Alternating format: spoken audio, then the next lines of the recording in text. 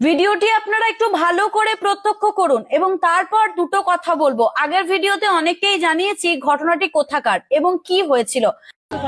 उसमें तो हम देख के हैरान हो गए अंदर कि भाई लेडीज को खींचे तो पहली बात तो लेडीज उस पे से आ नहीं रहे। हम देखा क्यों नहीं आ रहे, तो देखा तो उसके हाथ में सिमट के एक बच्चा पड़ा था।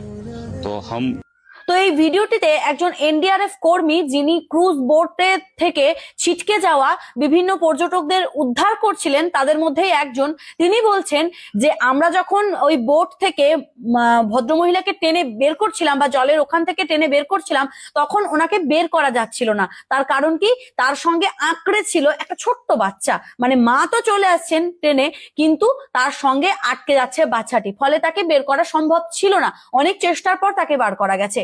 তারাও জীবনে প্রথমবার এরকম একটি দৃশ্য দেখলো।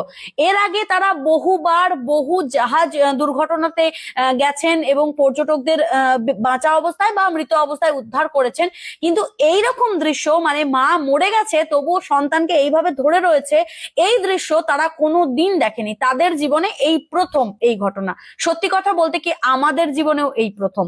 আমরাও কখনো দেখিনি যে মা তলিয়ে যাচ্ছে অথচ সন্তানকে আঁকড়ে ধরে রয়েছে।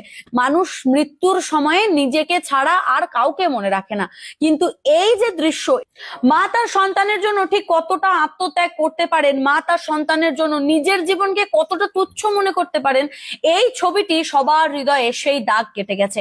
স্বয়ং এনডিআরএফ এর যারা কর্মী রয়েছে তারা এত মানুষকে বিভিন্ন সময় বাঁচায় বা উদ্ধার করে, তাদের চোখে জল এনে দিয়েছে এই দৃশ্য। বা আপনারও মনে হয় যে সত্যি এই ঘটনা যেন কারোর জীবনে না ঘটে, তাহলে অবশ্যই কমেন্ট বক্সে নিজের মতামত দিতে ভুলবেন না।